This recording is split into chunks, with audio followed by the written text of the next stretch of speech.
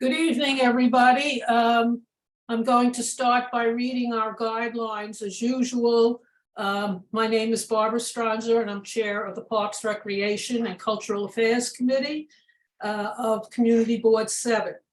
On March 21st, 2023, Mayor Adams issued Executive Order 363, extending the state of emergency through April 21st, 2023. Accordingly, boards are able to continue to act under the state of emergency section of the video conferencing law. This allows the board to continue remotely. Minutes and video recording will be made available on our website. All right, if you are calling into the meeting, controls are as follows on a landline or a cell. To hear all available commands, enter ** on your phone, *6 to mute or unmute yourself, *9 to virtually raise your hand. We will run this meeting as follows. Bronx Community Board 7 has the right to remove and ask a member of the public to leave a meeting or block participation of anyone who engages in inappropriate conduct, including but not limited to obscene or offensive images or language, personal attacks, threats, or any other behavior that reasonably impedes the orderly administration of the meeting. Repeated offenses will be reviewed by the board's executive committee or any other assigned committee for a band of the participant. The amount of time to be objectively determined by the above committee in the event of repeated disruptive behaviors. If in-person outbursts or attacks continue, this will be considered disturbing the peace and the authorities will be summoned.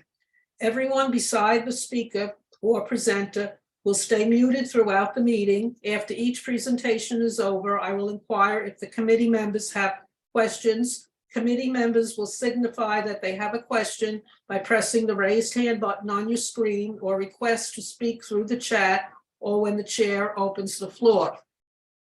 Members of the public who have joined through the online link will be able to ask questions and make a brief statement on the item after each presentation and after the committee has an opportunity to ask clarifying questions by pressing the raised hand button on your screen or request to speak through the chat or when the chair opens the floor. Only those recognized by the chair of the committee will be allowed to speak during the allotted time. We will stay on topic with the agenda items. Any other items will be acknowledged by the chair in new business or addressed at the next meeting, granted there is time and the committee agrees on the topic. Following the questions, discussions, and public comment portion, the committee will begin their discussions after each presentation or agenda item and will conclude with a decision to vote on a recommendation. When the agenda is finished, the meeting will be adjourned. If there are any questions related to the meeting software or to our process, please use the chat function or the raise hand function now or contact our deputy district manager. Okay. All right, thank you. We will move on to take attendance.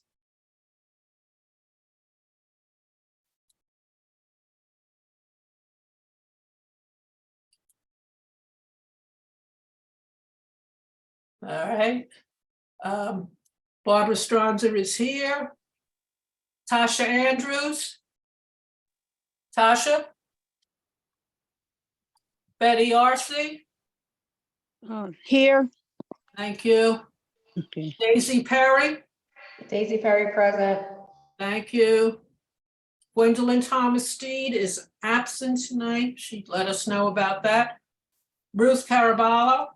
Ruth Caraballo present. Thank you. Toby Buford. Toby? No. Okay, so we have 1, 2, 3. All right. Tasha is out. And 1, 2, 3. Okay. All right. So right now we don't have a quorum, but we can still listen to the presentations with the hope that we will have a quorum soon. Okay. All right, we'll move on. Review of the previous minutes.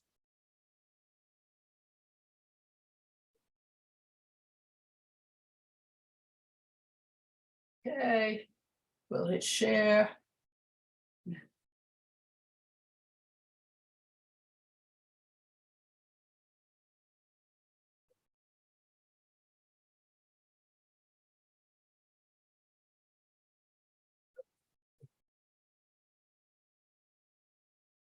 This is April, no, not the right one. 1 minute. See if I can find that.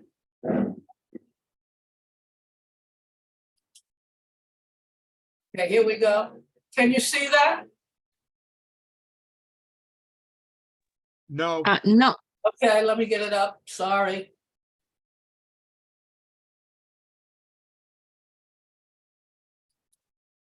All right.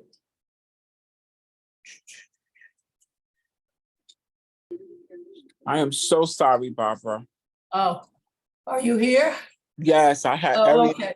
to being here at by 6 on time. I am so sorry. Okay, thank you. I'll alter the attendance sheet then. All right, this is our March meeting. Yeah. Okay, I'll scroll down slowly. We had call better from Partnerships for Parks. We had one motion regarding a station for the PEP offices in Van Cortlandt Park. Okay, we had some updates on some of the problems that we had, and we had reports from the recreation centers and the Friends groups. And we had comment from Geraldine McLeave regarding the so-called bridge over Van Cortlandt Park. And then we discussed the agenda for next month. Okay, do we have a motion to accept the minutes as presented? Do we have a motion? Motion to accept the minutes, Daisy.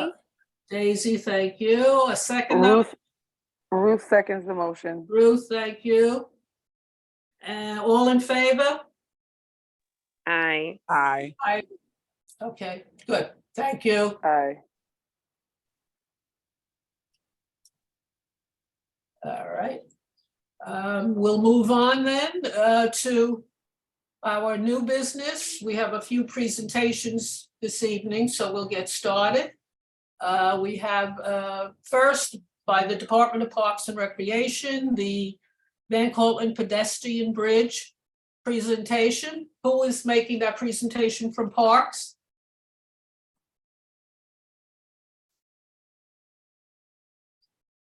Hi, Barbara. This is Mike Ortiz. Thank you all very much for allowing us to present tonight. We're presenting the alternatives to the Van Cortlandt Pedestrian Bridge, which was a project that was approved by this board some years ago. But there have been some unfortunate updates that we can no longer move forward with that project. So I'm joined by Matt Donham and Annie Weinmeyer, as well as Stephanie Ehrlich, administrator of Van Cortlandt Park. Our team went back and actually did some took a good look at that project and was trying to find some did some work to look for some alternatives, and I'm going to turn it over to the team. Okay, thank you very much, Mike. Okay, good evening. My name is Matt Donham. Excuse me. I am the Director of Ecological Design. I'm a landscape architect with Parks, and I'm presenting tonight with Annie Weinmeyer, another landscape architect. And I think, Annie, will you share your screen? I'll speak for a little bit and then hand off to Annie. So we're going to give you a brief. Oh, there's the share screen button. Okay.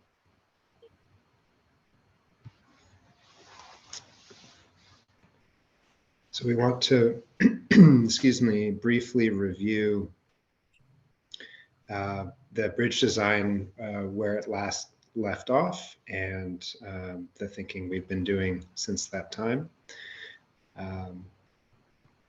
So if you go to the next slide, Annie.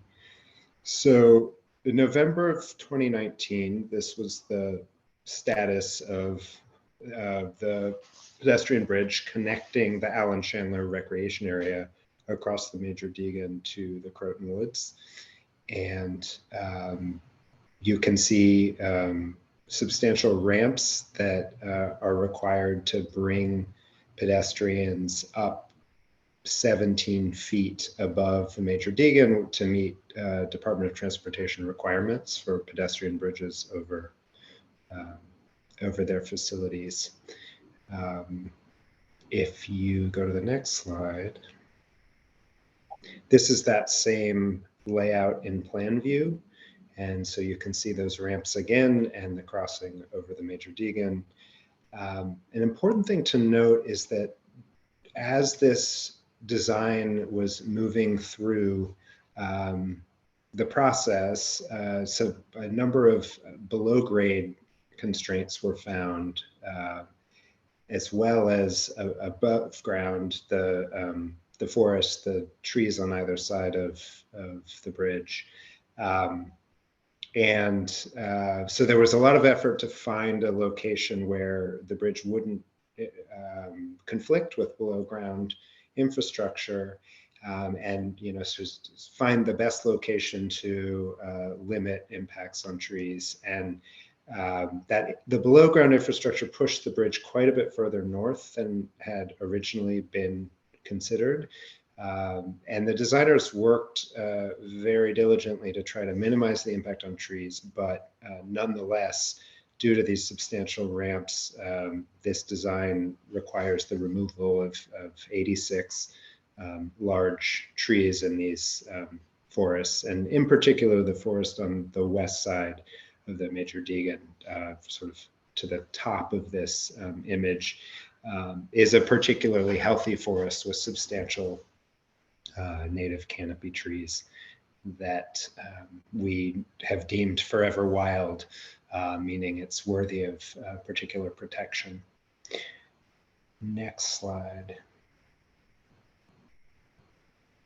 And so, as Mike alluded to, during the pandemic, and then as we've been coming out of the pandemic, the designers recently provided a cost update that indicated a very substantial cost shortfall, which is a challenge. And also during the pandemic, in recognition that the proposed bridge had these impacts on the forest and was also really, really close to a piece of existing infrastructure at the Jerome Avenue 233rd overpass, we'd started to explore alternatives and think about whether there was a way to build a project that was on or under budget and also address the conditions of the existing infrastructure before building new.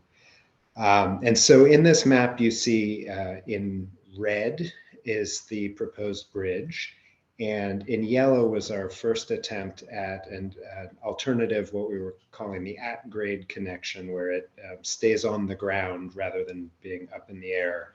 Of course, part of that ground is an existing bridge over Jerome Avenue, but so we began sharing this potential alternative and soliciting community feedback, and pretty quickly learned that connecting so far north, so far up by the label Croton Woods at the top of that map on the right, didn't meet people's desire to get across the Major Deegan and start heading south to connect up to amenities in the southwest corner of Van Cortlandt Park. And so we started considering some alternatives. But the next few slides kind of apply to those alternatives as well. So next slide. So this is the condition along this route. So coming out from the Allen Chandler parking lot at the intersection of 233rd Street and Jerome Avenue, there's a really dangerous and unpleasant intersection that needs to be addressed. And then there's kind of a long approach to the Major Deegan, which is parkland that is in, not particularly good shape and doesn't have a lot of planting, real opportunity to improve the experience along that stretch. And then when you get across the Jerome Avenue Bridge, it dives right back into the woods, though the pavements are not in great shape there either. So we saw some challenges and some opportunities in improving this connection that already exists, but is not particularly pleasant today. Next slide. And here's a kind of artistic rendering of what that could look like. So on the top left is the existing conditions in this view, and the larger image is showing what we envision with quite a bit more planting, potentially a timber rail fence, essentially, and new pavement, and essentially carrying the experience of being in the park out across that area up to the existing crossing. Next slide. So as I mentioned, we started sharing this with members of the community at Parks Committee meetings such as this one, and started hearing that heading so far north, as we see on the map on the left, is not particularly helpful. And so we started looking at two alternatives to that alternative. The first in black is a kind of switchback on the ground, so still at grade, but it switches back that way because there's a steep slope there, and we're trying to have shallow slopes that are meet at least trail accessibility, if not universal accessibility standards. And then the map on the right in green, what we're showing is the idea of using the Jerome Avenue Bridge. And then when you get to that spot on the other side, where the pavement's not in great shape, there's a steep staircase heading down to an existing path. And what we're exploring in this option is building an elevated ramp that, rather than having stairs there would be a gentle ramp down to meet that path.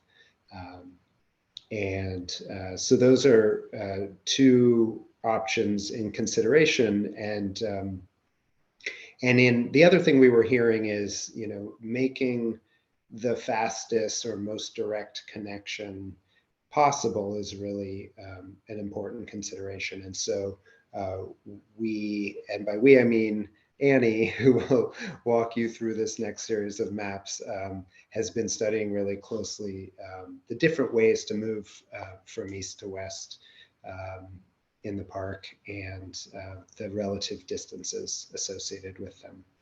So with that, I will hand off to Annie.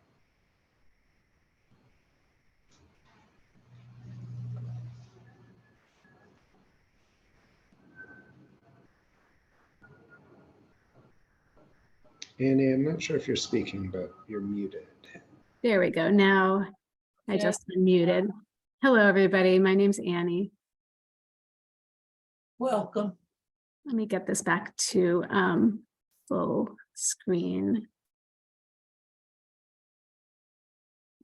1 second.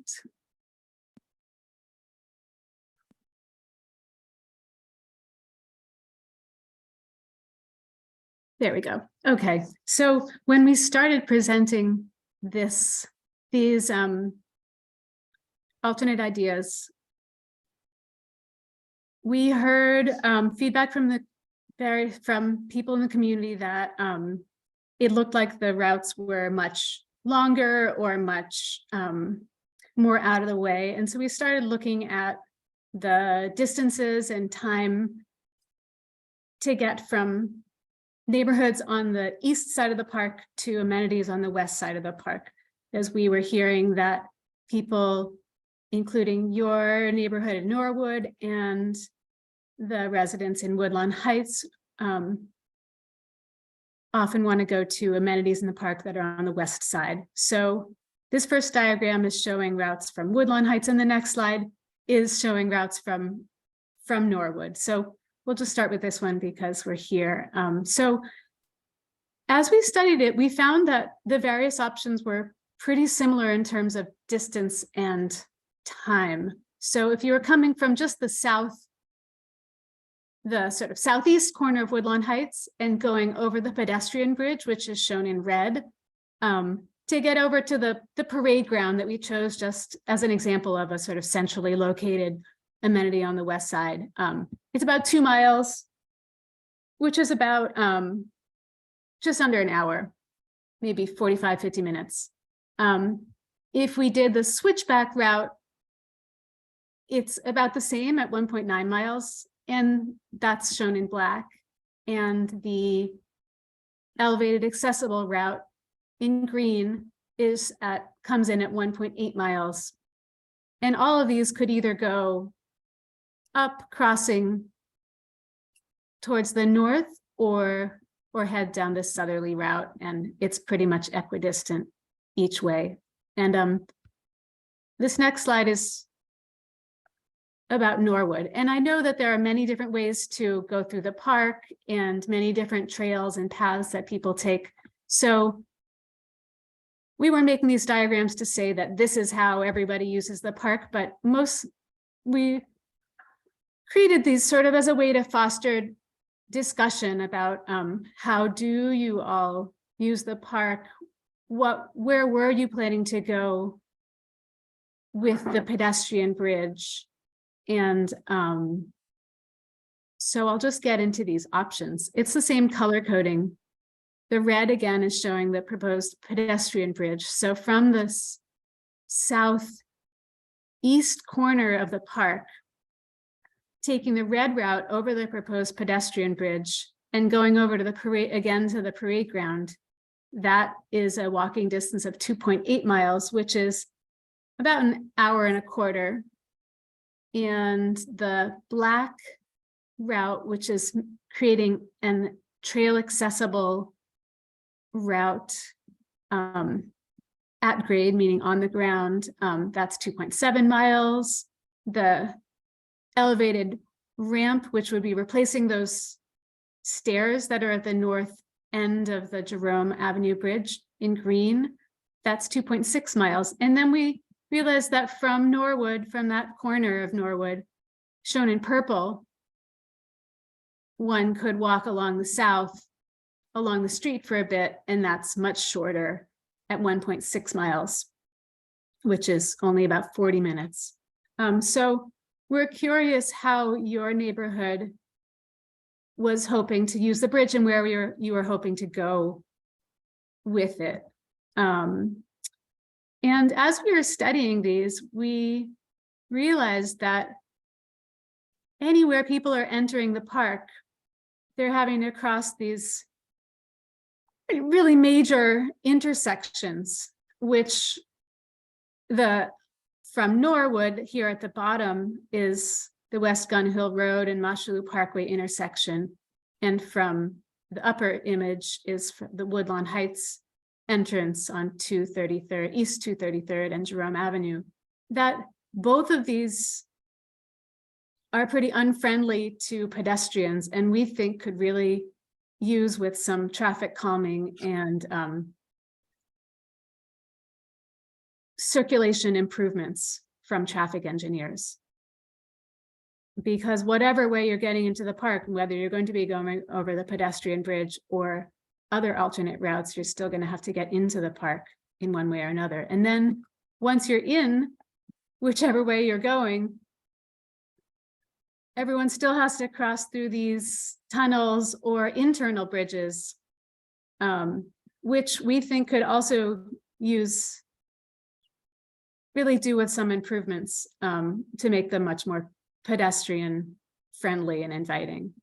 So I'll just leave you with this image, which is another rendering that we did of how we'd be able to insert, if needed, if we need to do any segments of new trails, how we could do them in a sort of minimal way, a way that would minimally impact the surrounding forest. This happens to show a precast bridge, sort of just to bridge over gullies or depressions or grade changes in the woods, where the grade change isn't very, very high, but it's just to show that we value the pedestrian experience and would want to, as much as we value the intact forest, and we'd be taking both those into consideration.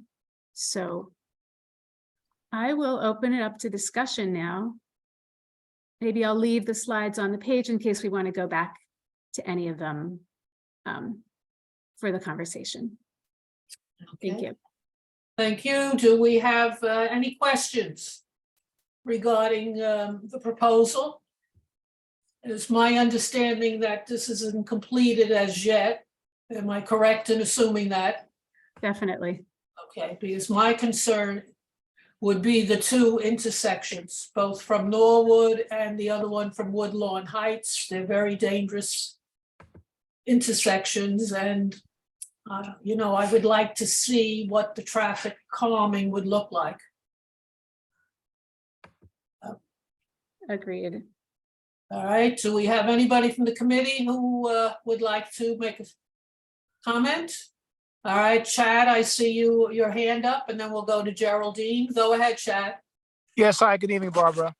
Hi, thank you for sharing the presentation. I'm just curious as to how extra lighting will be provided when there's inclement weather or when it gets dark, and how people will be able to maneuver with their bicycles, their regular 10-speed, 21-speed bicycles when they're making the trip along the paths. So I'll take lighting first. The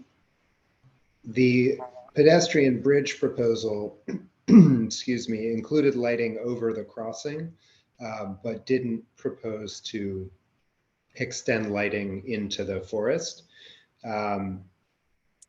We are, Parks is very careful in forever wild forests to limit lighting for its impact on wildlife. It can have really detrimental effects on migrating birds and bats and insects that they prey on. And so there is sort of a balancing act to be done. Many of our natural areas, virtually all of our natural areas, and particularly our forever wild areas in the park system, are not lighted through the night. I would say it's early days and we haven't yet flushed out this design, but that will definitely be a balancing act here and a consideration. The agency hadn't considered, a 24-hour lighting along this route. I think some of the traffic calming and which we'll need to do in collaboration with DOT might help us identify on-street routes where we can have people moving at night on the roads rather than through the forest. And then, sorry, your second question. Oh, about bicycles. So there is currently a paved path that runs from the Jerome Avenue Bridge, the bottom of those stairs, through along this green route that's entirely paved. And we're aware that some people use that as a bicycle route, though it's not intended as a greenway at this point. And we have some concerns about it becoming a major sort of bicycle arterial through the middle of the park. Are you someone, if I can ask, who bikes along that route now? No, I was thinking if I wanted me and my family to travel there, and maybe my son or daughter had his or her bike that they wanted to ride. So Not like yeah, a not like a biker who rides the streets all the time. yeah, okay. Well, so yeah, you could ride there today, although that staircase we're referring to is an obstacle to making the connection right now because you'd have to carry the bikes down a very long staircase.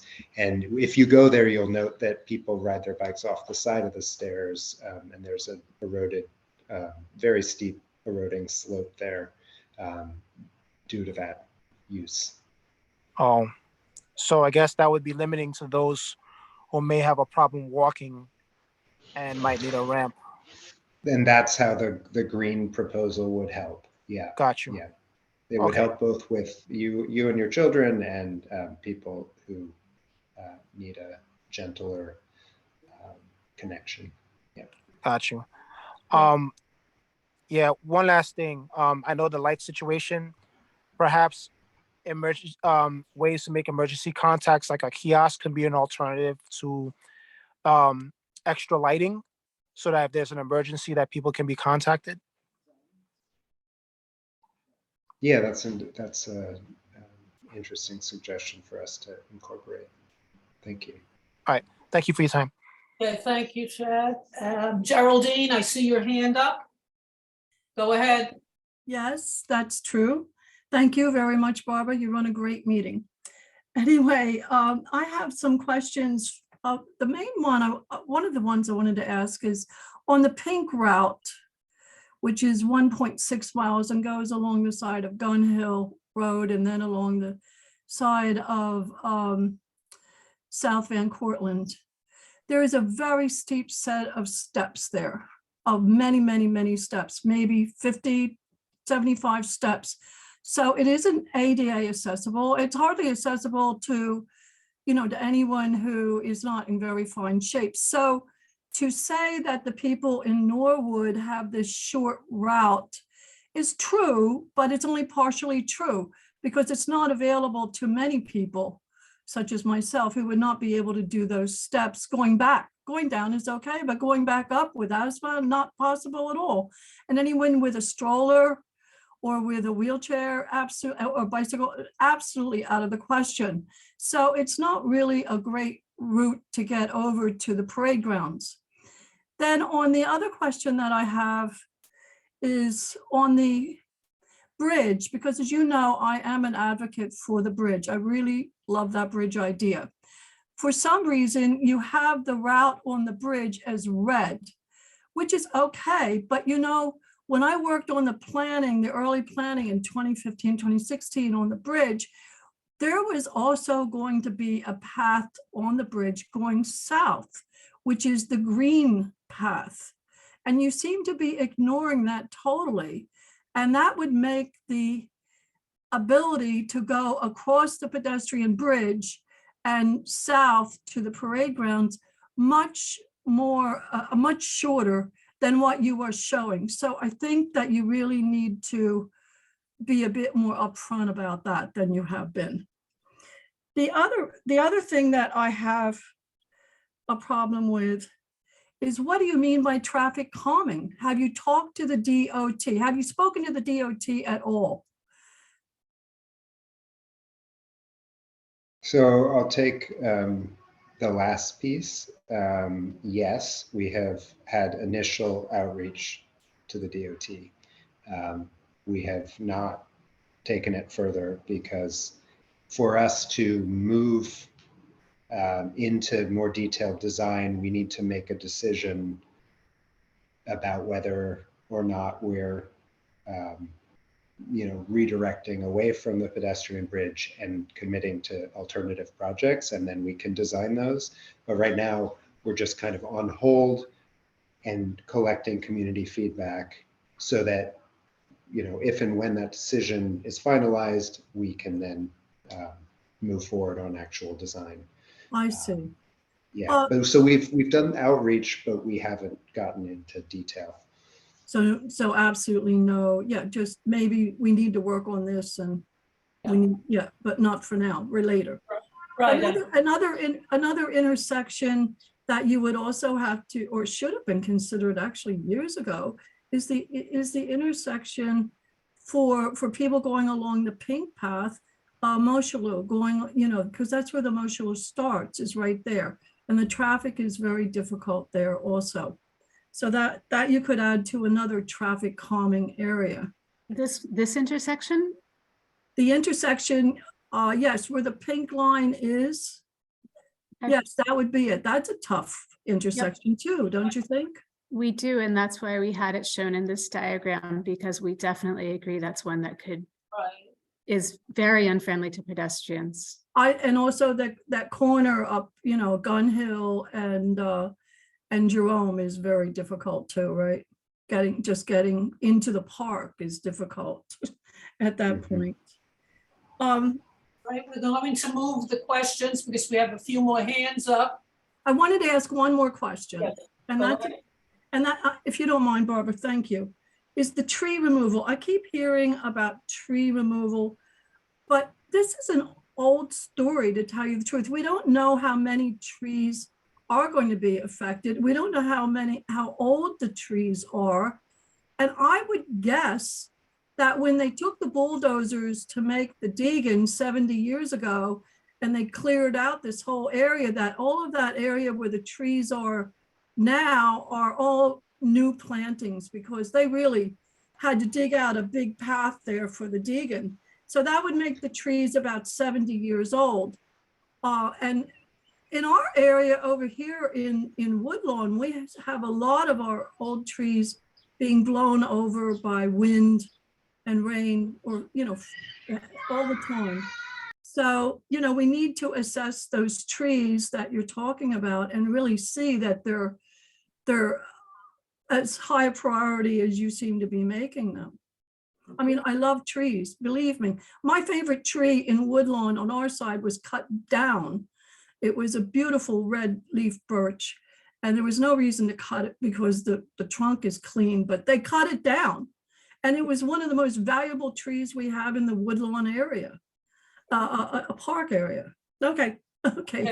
All right, we'll move on with the questions to Toby. Go ahead, Toby. Well, I just want clarification. When you're referring to the steps that leads down to the Major Deegan from Bailey and Van Cortlandt, are those the steps that you're saying that you would remove the steps and make it a ramp down? Can you clarify that, please? The steps we're proposing to turn into a ramp are, if you can see on the screen, maybe it'd be better to zoom in.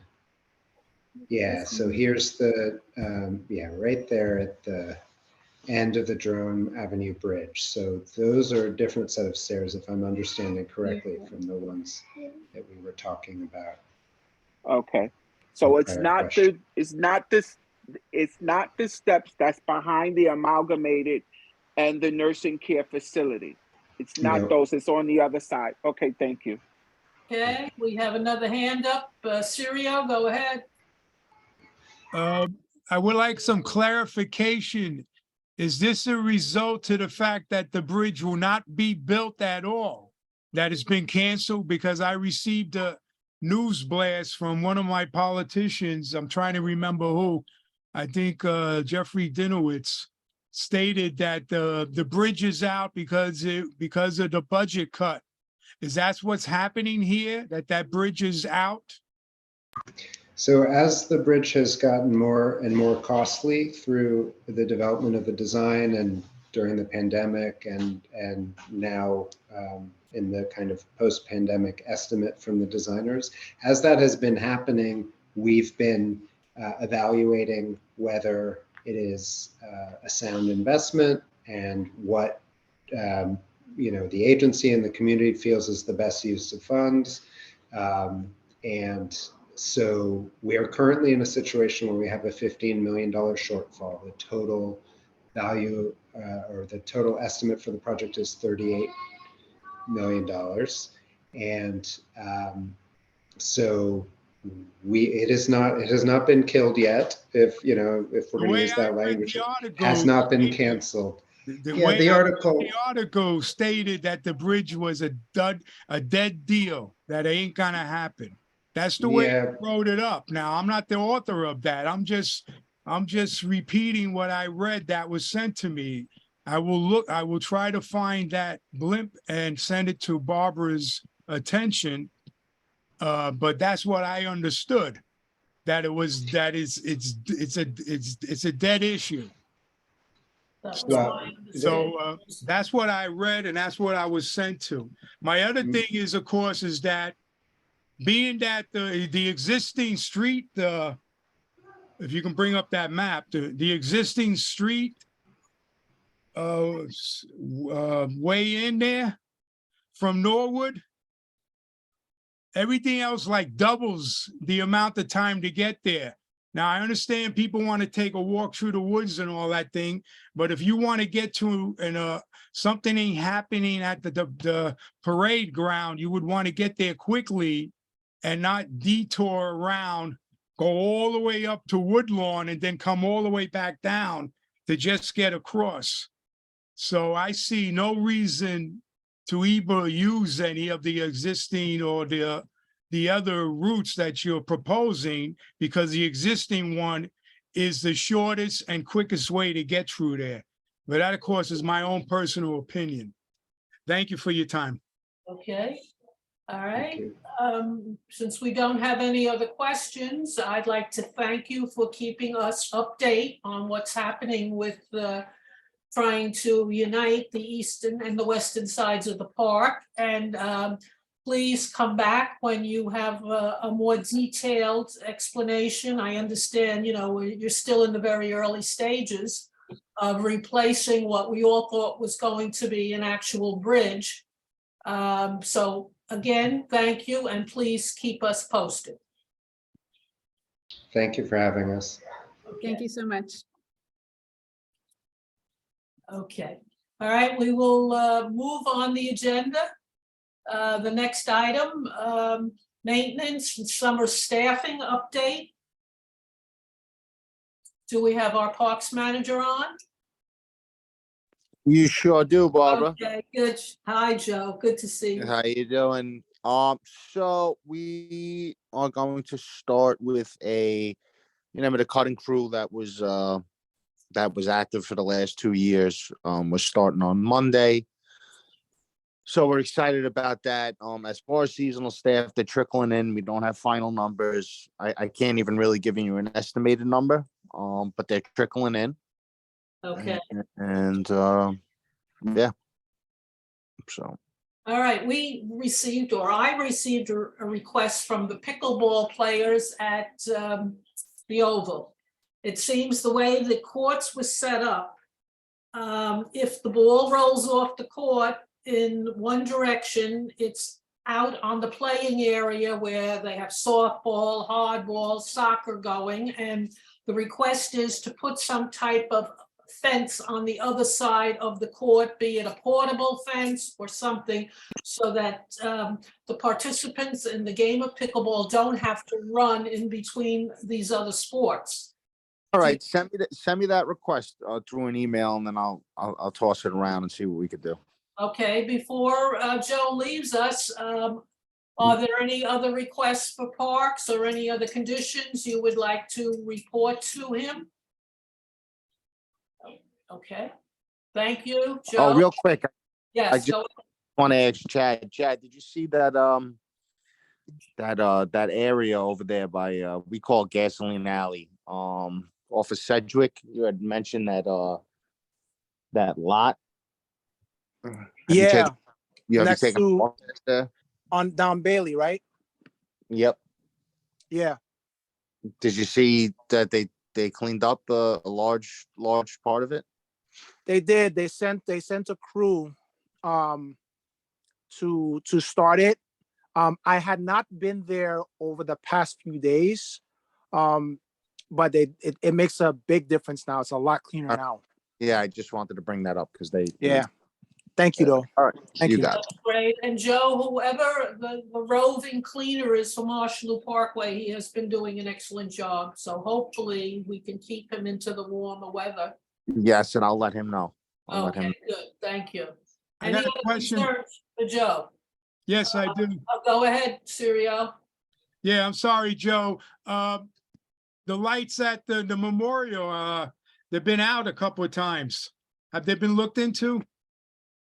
Negative. This is first I'm hearing of it. I'm not sure if my supervisors have put a work request in it, but now that you've told me, I'll make sure that they put a work request in tomorrow. And They go off once in a while, right? Like every once in a while they go out. So yeah, one or two of them aren't on or something to that effect. And the Okay. other thing is the sign is missing. So now there is no recollection of what was engraved on the memorial. So therefore, that beautiful poem and statement is missing because the sign is not there no more. The sign is gone. Is it being repaired? So you're talking about like a historical sign, like an Right, informative yeah. sign. Well, you Yeah. put up a wooden sign and that's gone now. So now there's nothing. Yeah. So now we can't read the inscription and we can't reference the sign because the sign is gone. Okay. All right. I got to look into. So if it's a historical sign, it's like a special made sign. No, I think you made it in-house last time, Joe. It was just. Yeah. plaque that was engraved. Yeah. Okay. I'll look All into. right, I'll so talk to the please sign check guy it out. tomorrow. Good, thank Mhm. you. I see Yahira's hand up. Yahira? Hi, Barbara. Hi, everybody. Joe, I just have a quick question. Will the what will be the enforcement hours for DeVoe Park this summer, if you know? I do not know. So it's funny because District 7, DeVoe is technically a part of District 7, but it was handed over to District 6, like property wise. Very good relationship with Clinton. Toby has a good relationship with Toby. I could ask him like what their plans are for the summer, and then do you have my email? I can get it from the staff and from Barbara, but if I'm gonna throw it in the chat, and you just email me, and then I'll get you the details on that. Okay, that would be great. Thank very you. And we have another question from Toby. Go ahead. Joe, I was wondering if you can have a conversation with Clinton, and I'll send him an email. Along the aqueduct, there are these signs that let people know that they should not have the motorbikes along there. What can we do to get some of those in DeVoe Park? Because all day long and into the night, motorbikes come back and forth through there. And we kind of want to stop. Do you have a picture of the sign?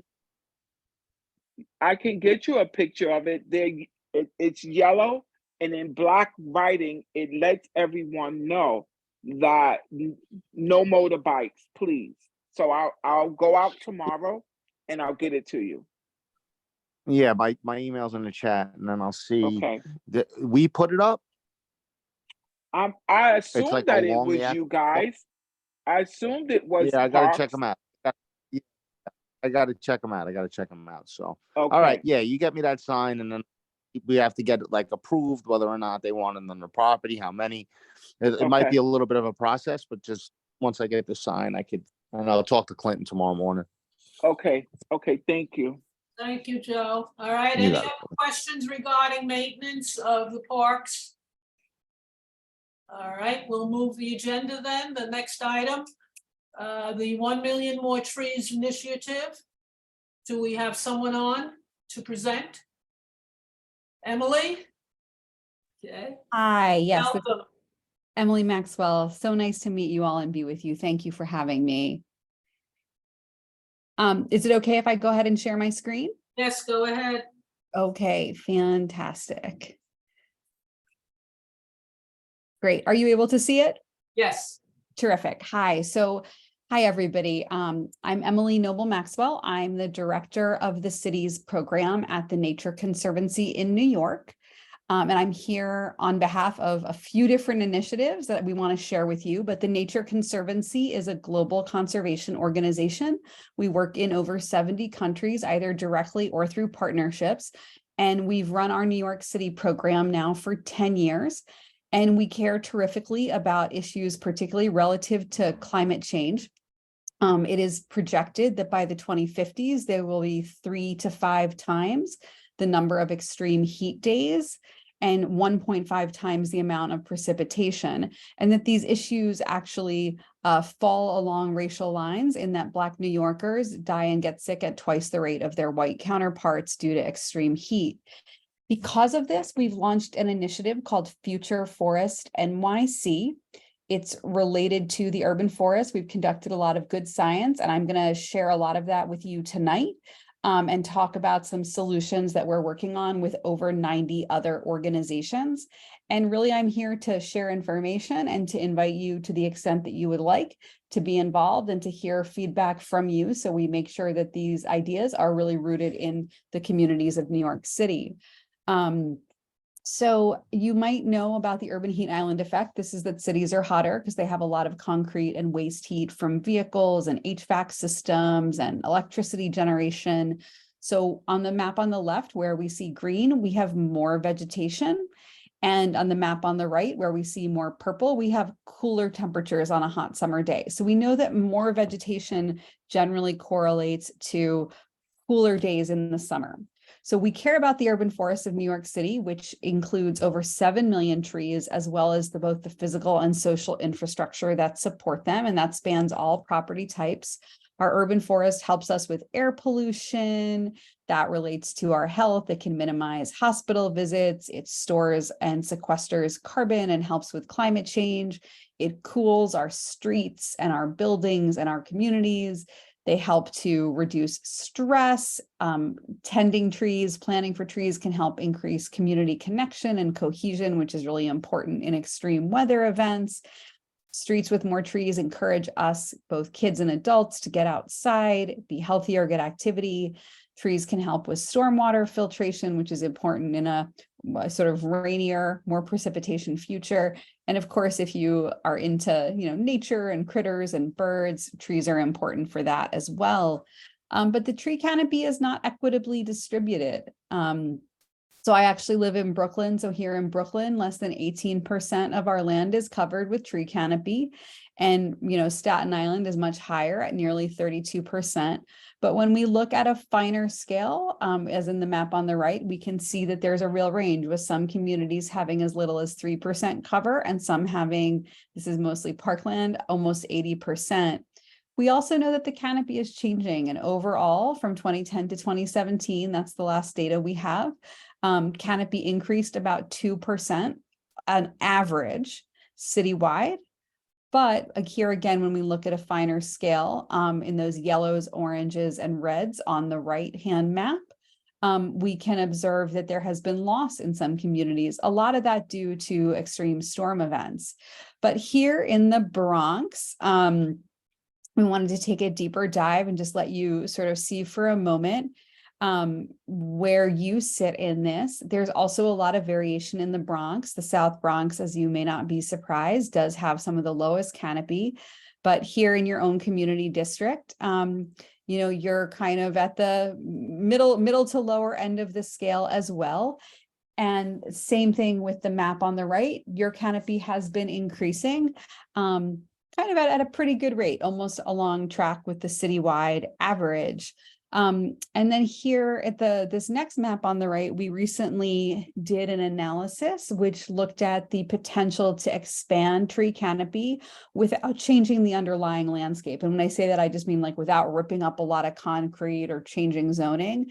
And in every neighborhood in New York City, there is the potential to expand the canopy pretty significantly. So again, where you are, while you might not have the highest canopy expansion potential, there is still a pretty good potential in Community District 7. So we know that if you were able to achieve that expansion, you could hit, a higher level, probably, around about 30%, which is terrific. And you could also think about underlying landscape changes if that's of interest to you.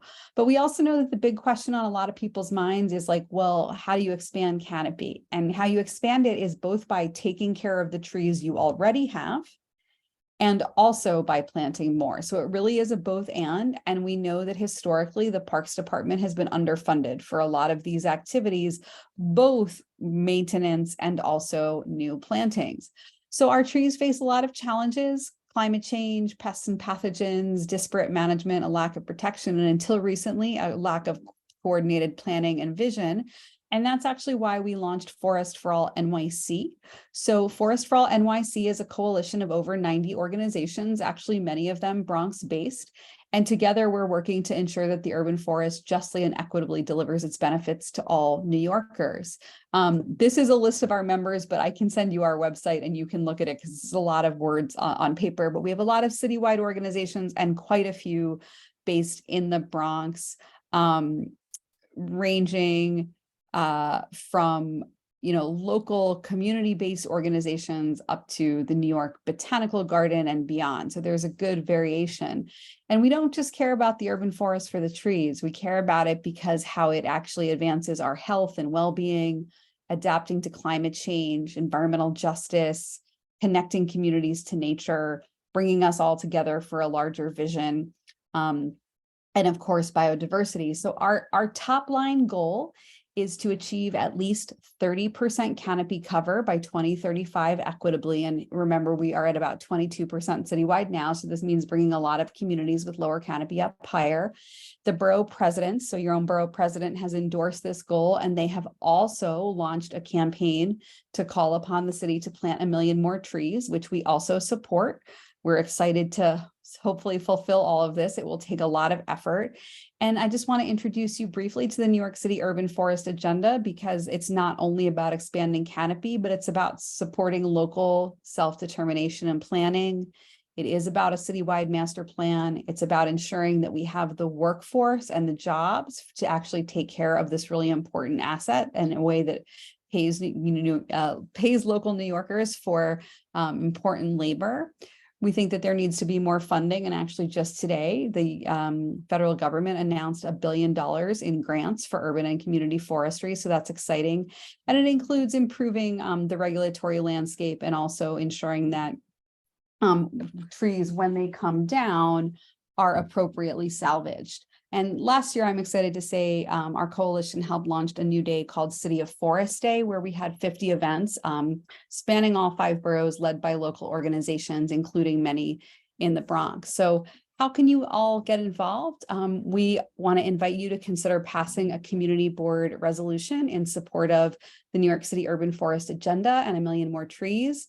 We're happy to help you educate your larger board or any other community partners about the urban forest.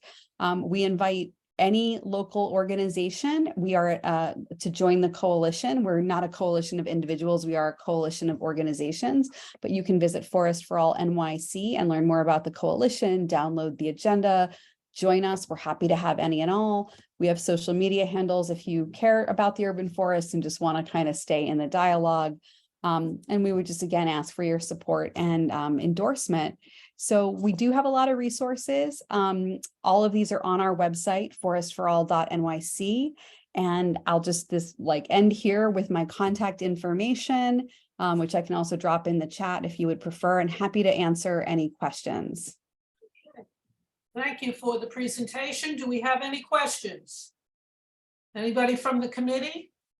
I have one. Emily, do you, I guess you don't fund new trees for any areas. I'm taking that more or less you're a great supporter of trees and why we need them, but your organization does not get funding for trees in given neighborhoods. So I think that's a really good assessment. Occasionally we have some amount of money. Where we can be helpful is, for example, providing technical assistance for people for fundraising. So for example, we've worked a lot with, for example, New York City Housing Authority to help them interpret their landscape and help them secure funds. So we can provide technical assistance. Many of the 92 plus members of Forest for All NYC, some of them do direct planting like Trees New York. Some of them offer tree giveaways for private property owners like New York Restoration Project. So there's a big variety of ways that we all serve. But yes, you are right to say we are also advocating for more public funding. So that's accurate. Thank you. We have a couple of other questions. Chad, go ahead. Yes, hi, good evening. Thank you for sharing that information today. I have 2 quick questions. One, do you have any affiliation with New York City Public Schools as far as raising awareness? And number two, does your initiative include the recreation and maintenance of community gardens? Oh, I love these questions. So, a few of our members are quite involved with New York City schools, but candidly, I think this is an area where we need to grow. Just recently, a local school in Brooklyn, their class wrote a bunch of letters to the mayor in really actually in support of 30 by 35 and also I'm planting 1 million more trees. So I think that's an area of important growth for us. We do have very specific relationships with New York City Parks, with New York City Housing Authority, and with New York City Department of Health and Mental Hygiene. They're all actually members of the coalition. They're not advocacy members, of course, because they're government agencies. And I think getting the Department of Education on board through their sustainability program in particular would be very important. So that's one thing. In terms of community gardens, some of our members are, for example, Brooklyn Queens Land Trust, which owns a lot of community gardens in Brooklyn. So we think community gardens are a really great ally, and we work with them really on a sort of self-determination basis. And we also met recently with the new leadership of the Mayor's Office of Urban Agriculture, Kiana Mickey and Evan Burr, who are very interested in seeing more cross-pollination between sort of trees and community gardens and urban agriculture. So I think there's a great sort of synergy there. All right, thank you. I see another hand raised. Eric, go ahead. Thank you, Barbara. Thank you, Emily, for these numbers that you're quoting, that you're showing us here. I'm a little surprised that our district doesn't have that much percentage growth in urban forests due to the fact that we have had tons of development, residential development. And as you know, with every residential development, you are demanded to plant trees on the sidewalk, right? Or those trees that cannot be planted should be planted within half-a-mile radius of that development. So it makes me wonder, where are these trees that have been paid to the tree fund going to, and why are not in our district? That would be a question for New York City Parks to come back and maybe answered. Okay. Yes, and if I may, Eric, that's a really good question and an important observation.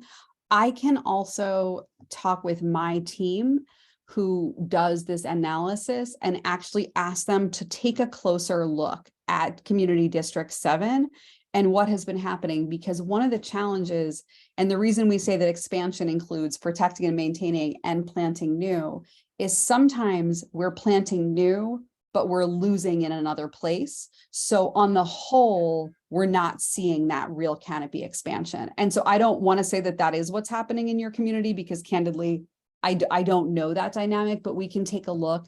The other thing I'll say is that young trees, they do take a while to really start to expand that crown. So you can plant a bunch more trees, but sometimes you don't see those benefits for some years. But I will ask my team to take a look, and if we have any insights, I can send them back around to maybe Carla, if that's okay. That would be good. Yes, thank you. Do we have any other questions? There is a question in the chat as to whether or not your organization maintains trees in any shape or form. Yes, so there's a few different things that I see assisting with community cleanups, education assistance, pruning and planting. So Trees New York is one member of Forest for All NYC, and they are like, I am a member of Trees New York, and I got trained to be a citizen pruner. They do incredible trainings for local folks on how to care for trees, street trees in particular. So that's one really great organization that I always like to refer people to. And then the other thing we are really happy to do is we're very open if folks are wanting to do tree related sort of service days or even celebrations. we could invite you to take part in City of Forest Day, which we hope will be in October, and we can provide some support for the, organizing and promotion of those events as well. And I apologize, my dog is crying in the background. I hope you're not hearing too much of it. Okay, all right. Any other questions? I see Sirio, do you have a question? Yes, for 20 years, I have a pruner's license and I've been maintaining my company maintains a lot of street trees. But what I'm concerned about is we have lost a major amount of trees and we have many tree pits already cut, but the stumps are still there. And it's like pulling teeth to get tree replacement. Is there any way we can submit those locations to you to have them look into or some way? And another problem that I'm coming across now is that the rats are burrowing into the trees and coming up from under the sidewalk through the tree pits. And a lot of tenements and buildings are filling in the pits because of the rat problems that we've been having lately. So I'm very concerned for that. Okay. Sorry, that's a great question. So there's sort of two parts of it. So the first part is you're totally welcome if you have addresses of stumps in trees that you want to send me and I can, sort of put them in front of my contacts at the Parks Department. I will definitely do that. I would also say something we've seen people be successful with is reaching out to both your, it could be your borough president, but also your city council member and asking your city council member to bring parks out to walk the neighborhood. I can say that Lincoln Wrestler in Brooklyn has had great success with this, and they have a really good plan now for how to handle it. The other thing I'll say, and not to get too in the weeds or stumps, but stump removal is like cut almost every year from the city budget. So right now, a lot of what I'm spending my day doing is trying to get stump removal put back in the budget, because in order to plant a bed, you're totally right, we actually have to get those stumps removed. So I also think there's some advocacy. In terms of rats, I think there's some really interesting work that Council Member Gail Brewer's office has been doing to promote this issue. And I think there's some solutions that need to be identified. I don't think they're there yet, but hopefully between the rat czar being appointed today and Gail Brewer's office and others doing some advocacy, I'm hoping that in the next year or two, there will actually be some meaningful solutions. Okay, thank you. We have another hand up, Chad. No, I've got to put it down. Sorry. Okay, Geraldine? Yes. One more question, go ahead. I sort of wanted to add that my city councilman, Eric Dinowitz, did have a program that would, you had to identify where there were what do they call them, pits, where there's an empty bit there. And he would supply, you could tell him, and then he would supply the border for the pits and a tree.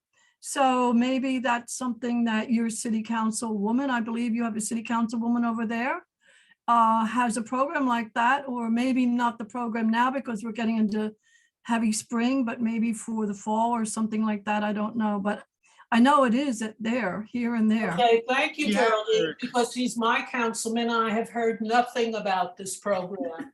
So maybe we can invite him to future meetings, since he seems to be following up in certain communities. Thank you, Geraldine. Okay. Any other questions before we move on?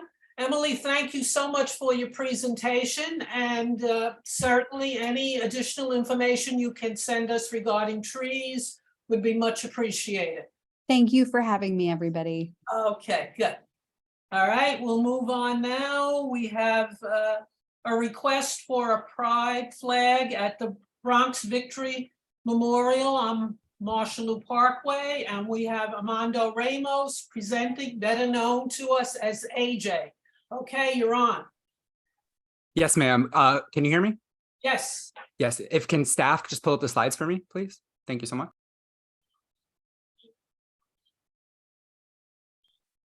Hello, CB7. Thank you for having me tonight. My name is Armando AJ Ramos. I am a lifelong CB7 resident, and I'm here tonight requesting that pride flags be installed here on Marshallou Parkway's Bronx Victory Memorial during Pride Month or June, in honor of the Bronx and CB7's often forgotten LGBTQIA+ community. Next slide, please. This brings us to the almost 135-year-old Marshallou Parkway, which was acquired with the New Parks Act of 1884. With the New York Botanical Gardens and the nationally landmarked 52nd Police Precinct around the corner on Webster, the Bronx Victory Memorial is often overlooked for its neighbors, especially seeing how half of it is currently missing, with the Liberty trees that once lined it in honor of the soldiers who died for it in the wars being chopped down by a bad DOT contractor in the 1980s. Next slide, please. That brings us to Mr. Ronald Jacobowitz, for whom East Marshallou Parkway North and Kossuth, right next to MS 80, is named after. Mr. Jacobowitz was a pivotal figure in the 1980s and 1990s LGBT+ movement here in the Bronx and the city at large. And in 1996, a year after his untimely death, the street was renamed in his honor. 3202 Kossuth Avenue was even listed recently on the New York City LGBT Historic Sites Project for its cultural significance due to Mr. Jacobowitz's legacy. Next slide, please. Mr. Jacobowitz held a historic city council candidate forum on June 17th, 1993, to which the 30th anniversary is fast approaching, and whose dream came true with Richie Torres, but we'll get onto that later. His papers, which provide insight into all the activism and thoughts of the era, are even archived at the New York Public Library for use by all. Next slide, please.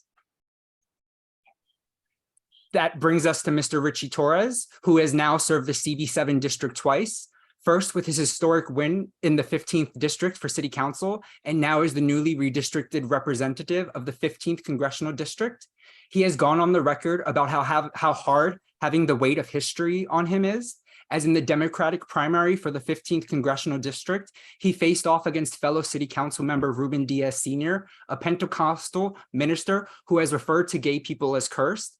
As a state senator, Diaz voted against legalizing same-sex marriage in 2009, 2011, and in 2017, he helped kill a transgender rights bill in committee. In 2019, Diaz complained that the city council, which had only 5 LGBTQ members at the time, was controlled by the homosexual community. And in 2019, Mr. Torres said on the record, this has made the experience for running for public office more terrifying. Next slide, please. That brings us to Bronx veteran and the most famous person in the world in the 1950s, Christine Jorgensen. Miss Jorgensen is credited as helping to bring the term transsexual, now transgender, into the American vocabulary with her groundbreaking XGI Becomes Blonde Beauty media blitz. And although not from the CB7 district, her military service during World War II and trailblazing for the community and country at large will also be honored with this request. Next slide, please. This brings us to the now repealed Don't Ask, Don't Tell policy. In 1994, the US adopted Don't Ask, Don't Tell as the official federal policy of military service by lesbian, gay, and bisexual individuals. This rule was discrimination in its purest form and prevented service members from being openly queer without the threat of being discharged. Don't Ask, Don't Tell was based on the false assumption that the presence of LGBTQ+ individuals in any branch of the military will undermine the ability of the people to carry out their duties. Over the course of the policy's life, thousands of brave service members were discharged simply for who they were and whom they love. Next slide, please.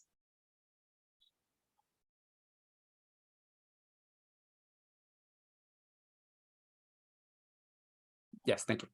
This is why we must remember our past and history so that we don't repeat it. Is it not cruel to let our city die by degrees, stripped of all her proud monuments until there would be nothing left of all her history and beauty to inspire our children?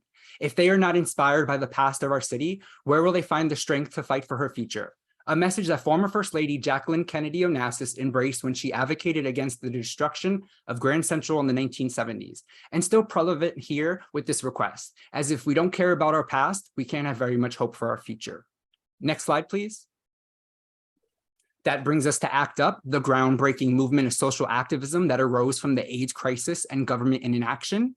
These brave souls put their bodies on the line as the government stood by and watched them die. From protesting the church to throwing ashes of the dead onto the White House lawn in peaceful, nonviolent protest, they walked so we can run. Next slide, please. Back here on the Parkway, the Bronx Victory Memorial itself is almost 100 years old and serves as a deeply moving tribute to those who died in the service of their country in the war to end all wars. One soldier, helpless, lies on his side, while the other stands in position to defend his wounded comrade. At the feet of the alert soldier is the bald eagle, a symbol of strength, protection, and a call to arms, as well as a symbol of our nation. It was built to commemorate the many soldiers from the Bronx who sacrificed their lives for the United States during World War I. Excuse me. The Bronx Victory Memorial Association formed shortly after the war and decided to have this statue built as a primary to the Bronx Victory Memorial Monument located at Pelham Bay. Trees were set aligned from the monuments to represent each life that had been taken in the war. And as I mentioned before, those were chopped down. And then the sacrifice of the soldiers who participated in the war, but this monument also conceals the suffering and struggles of veterans returning home, an issue many veterans still relate with today. Next slide, please. Here's some recent reporting on a campaign by Mayor Eric Adams, to which he is quoted as saying, Florida's Don't Say Gay bill is the latest shameful extremist culture war targeting the LGBTQ+ community. Today, we say to families living in fear of the state-sponsored discrimination that you will always have a home in New York City. Next slide, please. And here's some reporting on Governor Hochul's proclamation of 2022 that for the first time in New York State, the progressive pride flag will be flown at state parks across New York, including State Capitol Plaza and the Governor's Mansion. Pride Month is a time to celebrate the countless contributions of the LGBTQ+ community to New York State, Governor Hochul said. Every New Yorker, regardless of gender and sexual identity or expression, deserves a government that recognizes them for who they are and provides a space of value, love, and belonging. My administration will continue to fight to help ensure equality and respect for the LGBT+ community. Next slide, please. That brings us to President Biden's 2022 Respect for Marriage Act, where he said, the road for the movement has been long, but those who believe in equality and justice, you never gave up. As he signed legislation that provides federal protections for same-sex and interracial marriages into law. Next slide, please. Even overseas at our embassies, we fly pride flags in solidarity.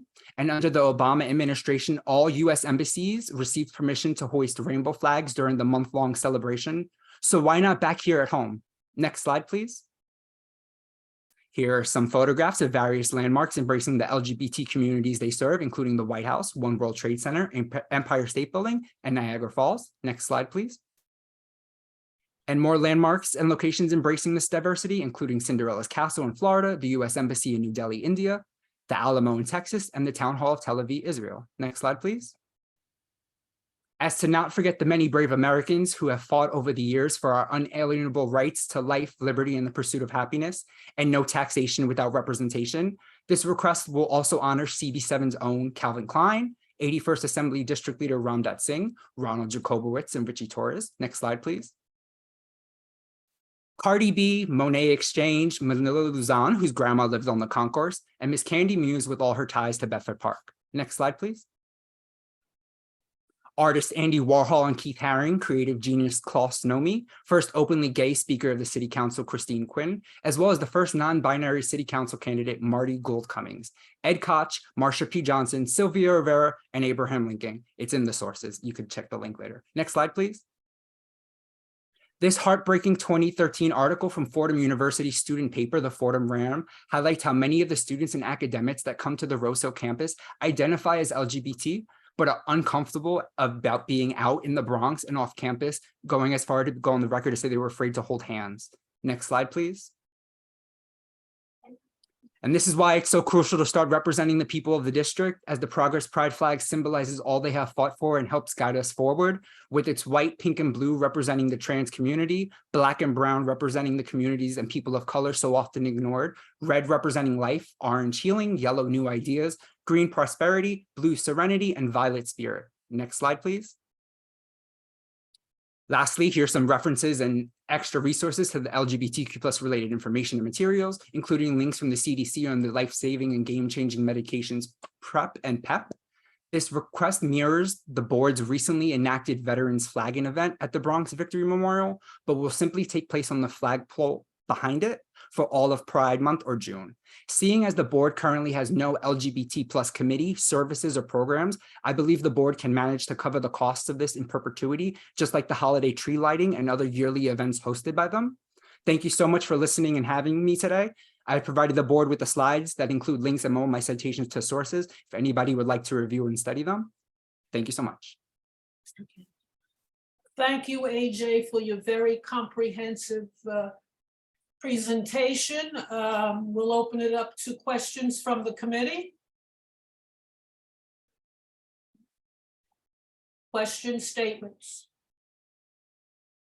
All right, I would only say that my concern is not so much about, well, not at all about having the flag hanging someplace in our district, but the site chosen, because basically it is a war memorial.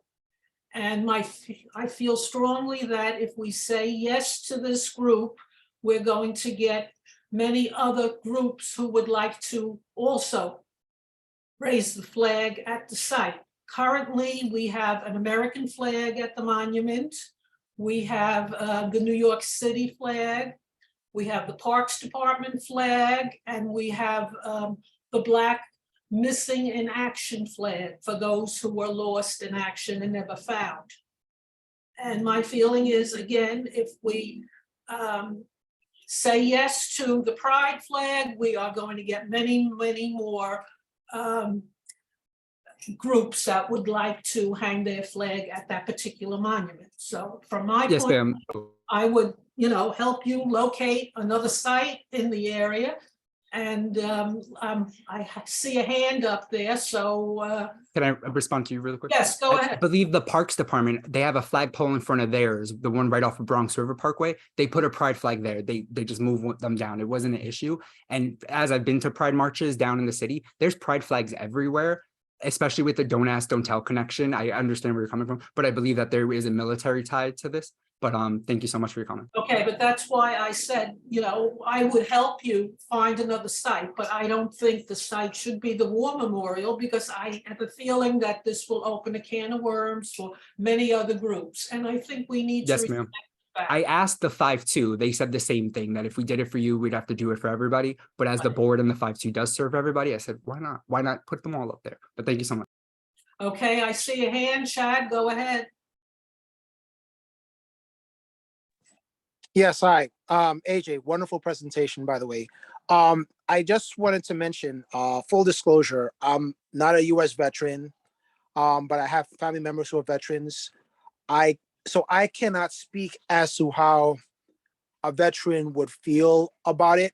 I know it's a very, it's something that draws a lot of opinions, but have you thought of an area at the monuments where the flags were to be placed? The flagpole, I don't know if you can see my background, there's a flagpole right behind me. The trees usually grab the flag during the summer. And a lot of people don't know it. The board only recently started doing events at this monument memorial as well. And as memorials are for the dead, especially with the dead with AIDS, I think it's a great way to represent the neighborhood. There's a couple of boxes to check, but yeah, this pole right behind me right here, sir. Okay. I just wanted to find out. Thank you. All right, any other comments, suggestions, whatever? I would almost suggest that since the person you mentioned, Ronald Jacobowitz, lived on, is it Kossuth Avenue and 2/8 Street? I passed the area the other day. I saw the nice secondary street sign that was put up in his honor. And it is like a half a block from Kossuth Playground. I'm not sure at this point whether there is a flagpole at Kossuth Playground, but that may be something we could look into. All right, I see a hand. Go ahead, Toby, and then Syria. I wanted to say the presentation was very good and it was comprehensive. I also wanted to point out that it might not be a bad idea to adopt adding flags, as there is also Domestic Violence Awareness Month. There's also Pancreatic Cancer Month, Breast Cancer Month. There's also February. I don't think that it will necessarily be a bad thing if we did add flags.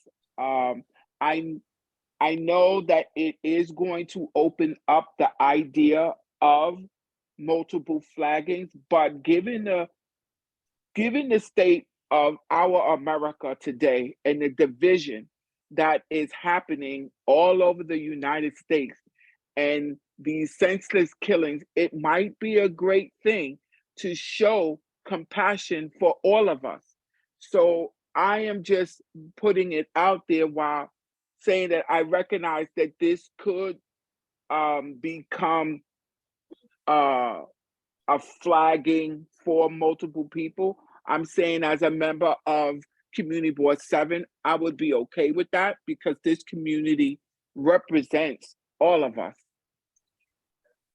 Yes, Okay. ma'am. I also believe this is the Parks, Recreation, and Cultural Affairs meeting. There's not many cultural affairs events. I say embrace us all, just like Marshallu. These people fought for our rights. We kick them out for loving people, just like the monument, honor them. But I understand everything so much. Thank you, everybody. Okay, Sirio, I see your hand. Go ahead. It's an excellent presentation, but I have to speak on behalf of my grandfather. My grandfather fought in that war, and he did not take into any consideration anything but freedom for people.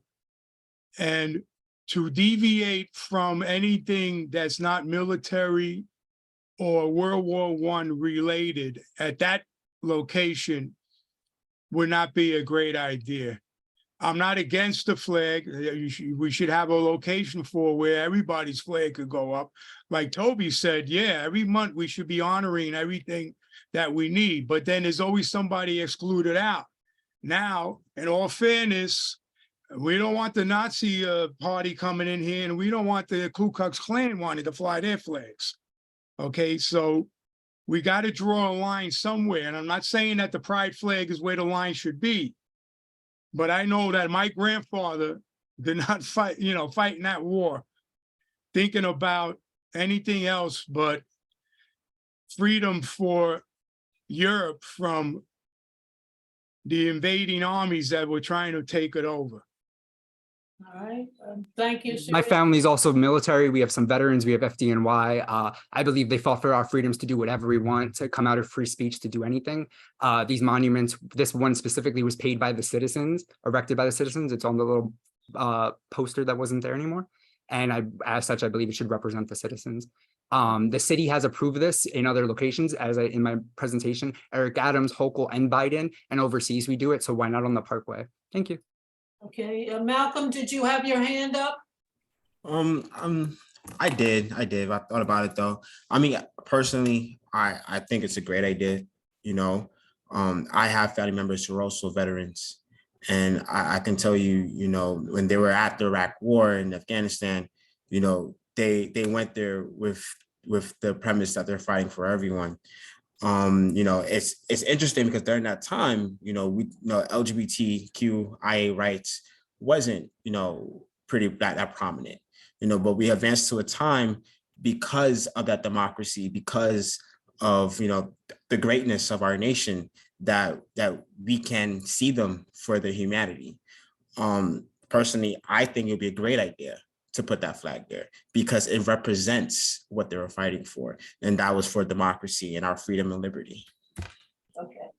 I also cite a Bronx veteran, Christine Jorgensen, who was also the most famous person in the world at the time. So there's also references to veterans specifically we can honor with this as well. Thank you. Thank you. Any other comments? My concern, again, is not the putting up of the flag, but the fact that we're opening a can of worms for all these other groups. Now, AJ, did you want to put this up for the month of June, or was this a permanent putting up of the flag, or what? Just for June, and like every year, like the Veterans Flagging event, if you can just keep doing it, similar to the tree lighting, I believe there's a $5,000 budget for that. And the board as of now is under budget. So it's just one flag, take it down, put it up every other year. Thank you. So in other words, put the flag up for the month of June. Yes, just like we do at the embassies, just like we do down in the city, everywhere else. Yes, so. Right. Again, I don't know how Parks will react to this. It would go, the request. I asked Mr. Joe last Pride. He said there was no budget to send it to 7, but 7 never responded till now. So thank you. Okay, thank you. All right, so do we have a motion to bring this to a vote. I think we have a quorum. I'm not sure. Let me see. 1, Ruth makes a motion to bring this to the vote. 3, 4. We have 4. All right, Ruth, what is the motion? The motion is to raise or to have an annual event for a pride flag to be raised, potentially at an alternate location within the Norwood community during the month of June. All right, to have a pride flag raised during the month of June in the Norwood community. Am I correct? Yes. Okay, I think the issue amongst the board, and this is not just to quote or whatever, is the actual location. I think if we can find another another location within this community where we can raise this flag, I think that would be a wonderful thing, and it's something we should do annually. okay. And that would be for the month of June, Pride Month. Yes. Right, so Yes. the motion will read to have a pride flag raised during the month of June, somewhere in Norwood. Am I correct on that? Yes, Ruth? ma'am. Okay, and do we have a second for Community that Board motion? 7. It should be for Community Board 7, the whole Community Board, not just You're Norwood. right. You're All right. right, so Community we'll Board change 7. That's that to somewhere in CB7. correct. Okay, that sounds good.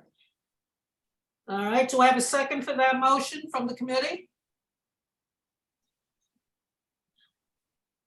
Are you there? Well, I will second the motion. Okay, thank you, Ruth. Barbara, I think there's a question on the board. Oh, okay. I'm sorry, Toby. I didn't know whether or not it was a new hand. Go ahead, Toby. I think what AJ is trying to get us to see is that, and I want to say this positively. I think what he's trying to get us to see that members of the LGBTQAI community fought in our wars. Right. So I don't know if putting it in an alternate spot is going to celebrate the community of soldiers that are LGBTQ, and I hope I'm saying it right, AJ.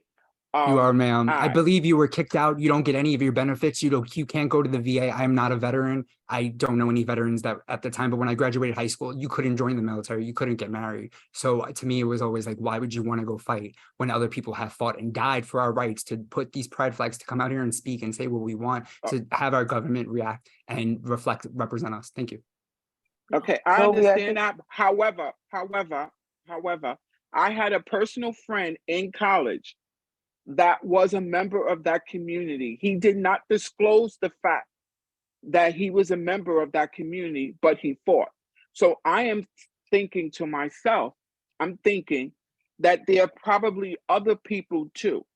So while I understand we are saying, let's put it in a different area, I'm just saying, is that going to celebrate those folks who had to keep their mouth shut because that's the life they have?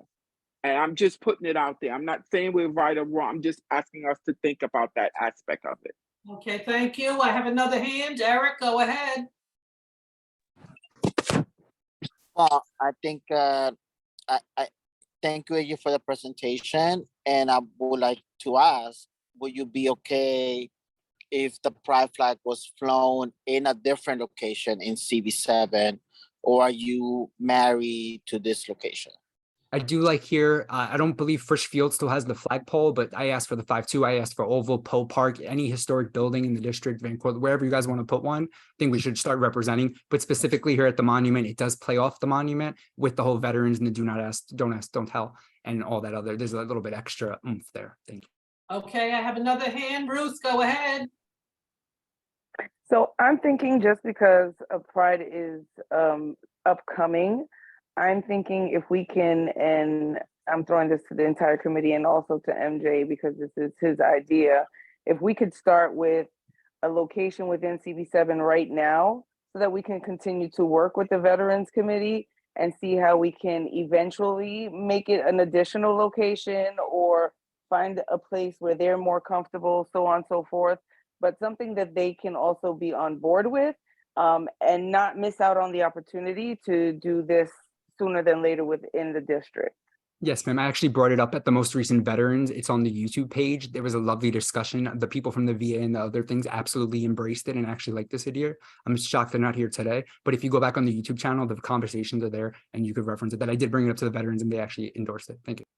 Okay, Betty, I see a hand up. Yeah, AJ, great presentation, and I totally support the installation of a pride flag.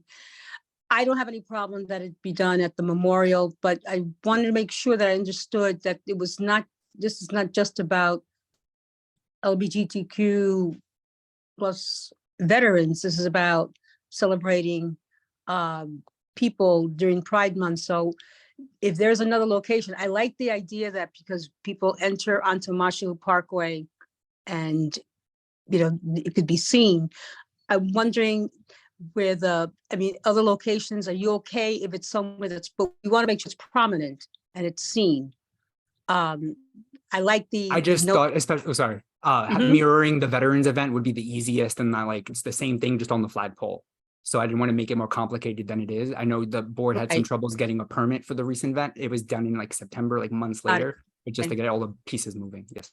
The only other issue I have, or the concern that I have, is being able to, and Barbara, maybe you could address this, is the purchase of the flag under, you know, given how things operate with the city, to be able to do something like this. So I'm just raising that as, you know, to be able to expedite this as quickly as possible if we agree that the flag be installed someplace and that it be prominent. So we're not talking about a little flag, you know. We would have to purchase the flag.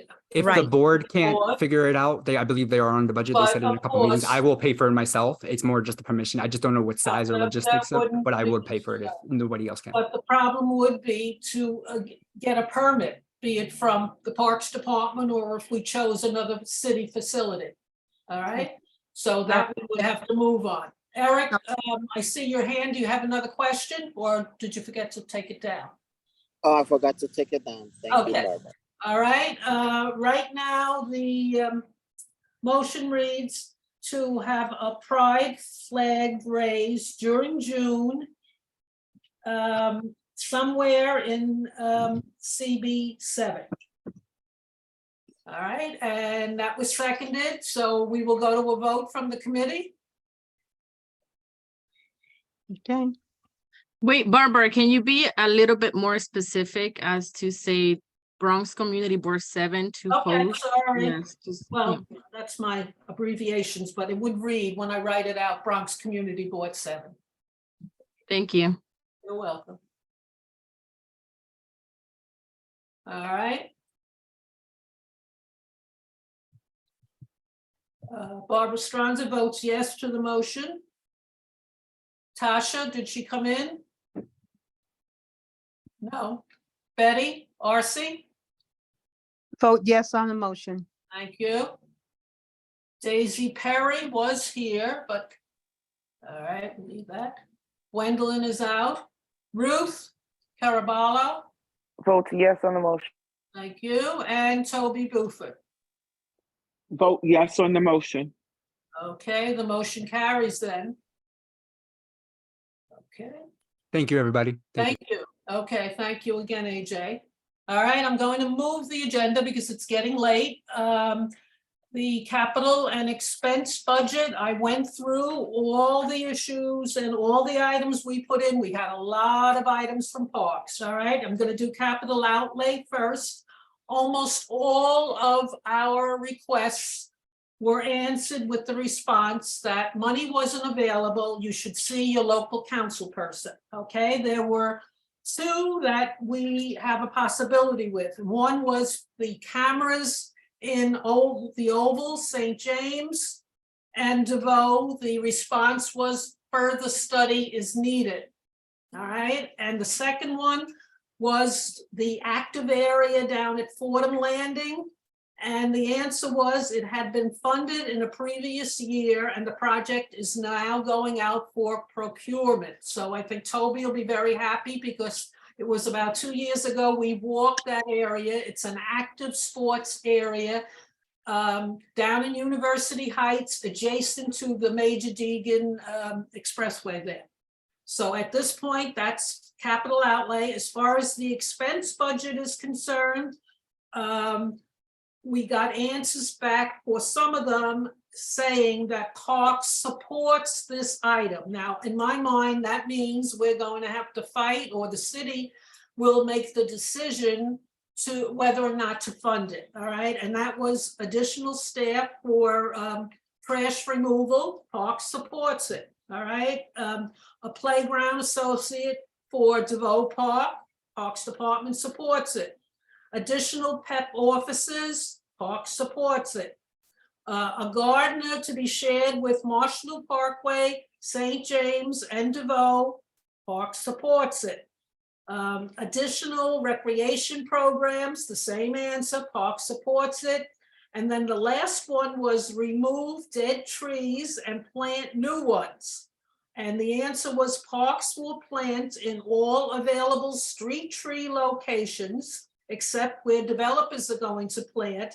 However, they need additional funds for tree guards. So that's our answers. Everything else was talk with your local council person. So we're going to have to start to lobby for those issues that we feel are very important. Any comments, questions on that? No? Okay. All right, so we'll move on to Parks Recreation Centers. Do we have anybody on from either the Oval or St. James? Hi, No. Barbara. Oh, Sarah, welcome. Hi, thank you. Go ahead. I just thank you all again for the spring egg hunt. Thank you, Serial and Community Board 7 for taking part in the event. We greatly appreciate it. It was a wonderful turnout, and we were happy to have the event for the community. And we have some spring programming happening. We have soccer. It's a event that we're really trying to push for kids, really 17 and younger. We had a league last year, and we're continuing the league, and there'll be tournaments throughout the spring and summer. We also have, we're starting more evening classes with the, it being brighter out in the evening, so we hope to get more people for that. And we have a few events happening, especially Mother's Day. I'll send out those flyers, and a Bronx feel-free art festival where we're trying to get some more performance and art, for people of all ages. We're doing drawing and some sculpture work and things like that. So I'll forward out some flyers, and if anyone wants to take part in them, just feel free to reach out. Okay, thank you. And it was an excellent day at the Oval. You did a great job, Sarah, with the organizing and whatever. Thank you. Many, many people. Okay, good. Anybody here from St. James Park? Poe Park? No, okay. Do we have anybody from any of our friends groups? I see Marshall Parkland. Do you have an announcement? Yes, Barbara. Hi. Okay. Hi, guys. So for April, I have starting this Saturday and Sundays, the edible garden behind the Oval will be open from 10 a.m. to 2 p.m. So if anyone is looking to do some growing food, garden, want to learn how to do that, that'll be offered to you. If anyone is looking for weekday evening hours, please DM me in the chat, because that would be scheduled just specifically for when you can come in. The second thing is on April 13th, 2023, that's tomorrow. It'll be 10 years that FOMP has been working for Marshalloo Parkway and its parkland. We incorporated April 13th of 2013, and it's 10 years later. I cannot tell you how how great a ride it has been, and we hope to continue to do this for many, many, many more years. Thank you for all your work and efforts on the Parkway. We appreciate it. It's something. The next thing I want to mention is Earth Day is on April 22nd. So we will be helping the Jerome Gunhill bid. I'm sure that will come up, but we will be helping do some activities, Earth Day activities. We have a whole entire garden beautification going on April 22nd, and that's from noon until 3 p.m. And then lastly, on April 26th, we are taking care of trees on East Marshalloo Parkway North from Bainbridge to Webster. It's from 11 a.m. to 2 p.m. You can meet us at the corner of Bainbridge. We're going to be doing some weeding, removing of litter, adding compost to the sidewalk trees that are facing the parkland, since they hardly ever get attention. All right, thank you for all the good work that you do. We appreciate it. All right, we don't have anybody on from any of the Friends groups. Toby, any announcements you'd want to make about DeVoe Park? Yes, so we are going to do our pollinating Earth Day, April 22nd. It's going to begin at 10 o'clock. We are hoping to get some children out there. And I think there's also plans to do a Easter egg hunt. I'm not 100% sure about that, but on the 22nd, we will have our pollinating activity. Okay. So come on out. Thank you. Thank you. All right, any other reports on our parks? Okay, so we will move the agenda to other. I have one announcement that I received from Parks, and this is related to a huge tree that was removed outside of a new building going up on 2/3 Street. That's between Valentine Avenue, I think, and the street that goes just east of there. They've worked with the developer, the Parks are telling us, and they could not do anything but remove the tree because it was so huge. I guess the foundation, that they were afraid it would affect the foundation of the new building. So they took it down, and the developer has agreed to replace 132 trees, and we will aim to give as many as possible to CB7.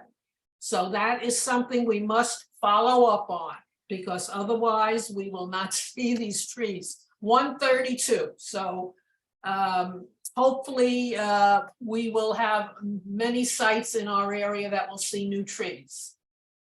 All right, before we close, next meeting will be May 10th.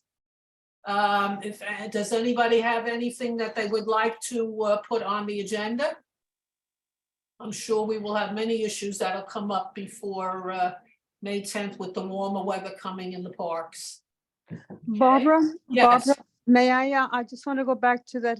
Who's the developer? Is that that building that on 203rd? Second and third. Parkway South on the Is south it side of Marshall? 263rd? 263 East 2/3. That's the new school. That's the new school, yes. Thank you, Sirio. Yeah. Oh, it's not the buildings. It's a prep school. It's the presentation from yesterday. That's correct. Oh, I thought it was the new building opposite. No, it's across No, the street. it would be not on the north side. It would be an odd number. You're right. Okay, so What it's kind of school? I'm sorry, what kind of school? A public school? No, it's a charter school. Oh. Girls. And they can afford 132 trees. The developer can. Yeah, I know who the developer is. He could well afford twice that number. Okay. Okay, thank you. Barbara, That's my attention.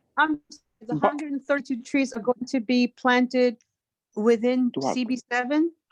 The memo said as many as they can, which means in the street. we need to follow up with this developer. Okay, so it'll be street trees that they'll Yes. be, okay, that would be great. So we should definitely get together. We have plenty of tree pits. Empty Mhm. pits, exactly. We should That- get, So, Good. so Barbara, Yes. can you put on the agenda that the Vole Park has been asking for a hopscotch and a Skelzy?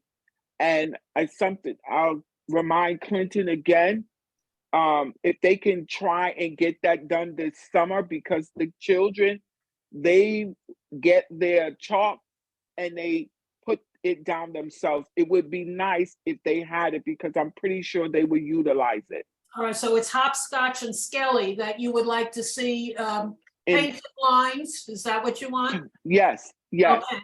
Could you send me exactly where in the park you want it, Okay, Toby? Okay. Okay, and I will contact them. All right. Do we have a motion to? Barbara. Yes, go Barbara, ahead. I have one question. I'm so sorry. Go ahead. So on the trees that this school is offering to our community, these trees are going to be acquired by parks though, right? It's not like they're gonna go to some nursery and pick up 132 trees. No, I'm sure that there will be. Okay, I just and I want will to make check sure on that they go because through it would parks. be the developer, not the school. They're two different entities. Okay, but he's. Yeah, yes, Elizabeth, the letter came from Parks, and Parks Oh, is the okay, one who's okay. going to spearhead Okay, the that's tree good. We planting. didn't hear that. Okay, good. Okay, you received that, Carla. Good. All right, so that's fine, but we must follow up on this. Absolutely, yeah. Yeah, we have places we would like to have new Definitely, trees I'm sure we placed. all do, right? Okay, Yeah. do we have a motion to close the meeting? It was a long Motion one, I close. realize. Motion But to we close. covered a lot of information. A motion to close by Betty. Do we have a second? Ruth I seconds the second motion. Toby. Okay, Toby, thank you, and Ruth. And all in favor? Aye. Aye. Aye. Good night, everybody, and thank you for your Good patience. night. Because the Good night, agenda was everyone. longer than Thank